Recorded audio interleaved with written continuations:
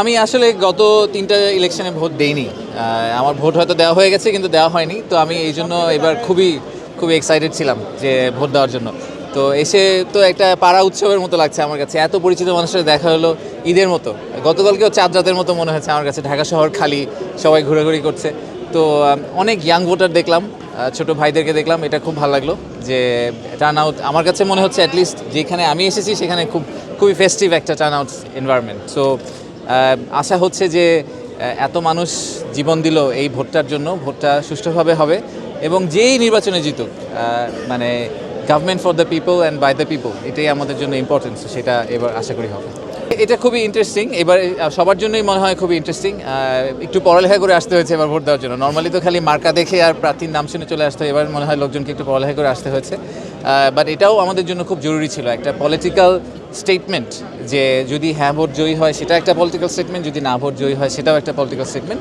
But সেই ব্যাপারটাতে যাতে আমরা খুব মানে আগামী সরকার যাতে এই হ্যাঁ ভোট বা না ভোট যেটাই জিতুক তাকে আসলে সম্মান জানায় এবং সেই পলিটিক্যাল ম্যান্ডেটটাকে ক্যারি করেই তারা এগিয়ে যায়। সময় তো খুব অল্প ছিল, বিনিয়োগ একটা মিডিয়াম টার্ম ইস্যু বা লং টার্ম ইস্যু। সো আমাদের মেইন দায়িত্বটা ছিল যে একদম ফাউন্ডেশনাল যে সমস্যাগুলো ওগুলো যতটুকু রিজলভ করা যায়। আপনি যদি বলেন আমি হয়তো 100টা কাজ করার ইচ্ছা ছিল, হয়তো 15টা কাজ করতে পেরেছি, এর বেশি করতে পারিনি সময়ের অভাবে আর বিভিন্ন জটিলতার কারণেও। বাট আমার একটাই আশা যে আগামী সরকার যারা আসবেন তারা পলিসি কন্টিনিউটির উপর জোর দিবেন, কারণ বিদেশি বিনিয়োগকারীদের একটা বড় ইস্যু থাকে প্রতিবার ইলেকশনের পরে সরকার কমপ্লিটলি কোর্স চেঞ্জ করে ফেলে। তো কোর্স চেঞ্জ করে ফেললে আসলে বাংলাদেশে বিনিয়োগ করা খুব ডিফিকাল্ট হয়ে যায়। সো আমার আশা হবে এই সরকার, এর পরবর্তী সরকার সবাই বিনিয়োগ বান্ধব একটা পরিবেশ তৈরি করার চেষ্টা করবেন এবং তার ফলে আমাদের ওভারঅল বিনিয়োগের পরিমাণটা বৃদ্ধি পাবে। এটা তো আসলে আমার প্রধানমন্ত্রীর সাথে আলাপ করতে হবে। পরবর্তী সরকার যদি আমি তো সরকারের কন্ট্রাক্টে এসেছি, যেহেতু আমার পোস্টটা কনস্টিটিউশনাল না, আমার কন্ট্রাক্ট বাকি আছে অক্টোবর 2026 পর্যন্ত, এই বছর অক্টোবর পর্যন্ত।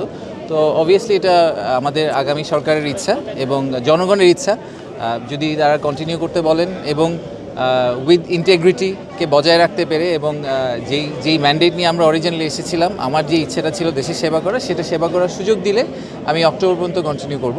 বাট এটা পুরোপুরি আমার মনে হয় let's leave it to tomorrow, কালকে দেখা যাবে। আসলে ভাই, ভোটের পরিবেশ টোটালি কেমন দেখলেন? আপনার অবজারভেশনটা কি আসলে? আমার অবজারভেশন হচ্ছে এটা একটা ছোটোখাটো ঈদের মতো।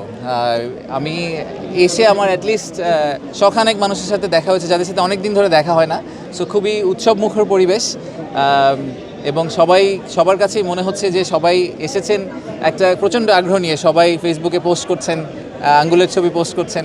তো এটা তো আমরা অনেক দিন এরকম পাইনি। তো খুবই ভালো লাগছে। আমি আসলে ভোট দিতে গিয়ে খুব ইমোশনাল হয়ে গেছিলাম আজকে।